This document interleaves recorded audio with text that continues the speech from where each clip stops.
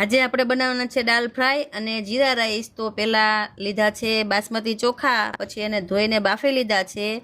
પછી બનાવવાની છે દાલ ફ્રાય, એટલે પહેલાં લીધી છે તુવેરની દાળ, મગની દાળ અને ચણાની દાળ। પછી એને ધોઈને બાફી લીધી છે। તો દાલ ફ્રાયના મસાલા બધા તૈયાર થઈ ગયા છે। ઝીણી સમારેલી ડુંગળી, ટમેટા, લસણ, આદુ, મરચાં અને ધાણા, લીલું લસણ, આ દાલ ફ્રાયનો બધો મસાલો તૈયાર થઈ ગયો છે। હવે દાલ ફ્રાય બનાવી નાખીએ। હાલો, હવે આપણે દાલ ફ્રાય બનાવવાનું કરી દીધું છે ચાલુ।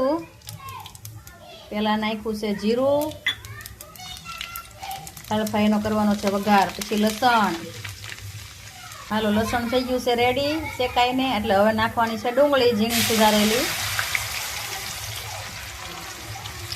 અમારા ભાવના ભાભી છે ને દાલ ફ્રાયના માસ્ટર ખેલાડી તો।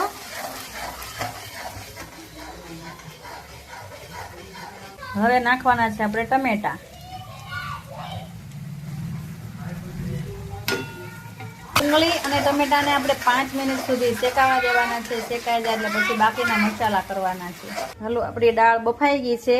આ દાળને આપણે હલાવવાની નથી, એને આખી જ રાવા દેવાની છે।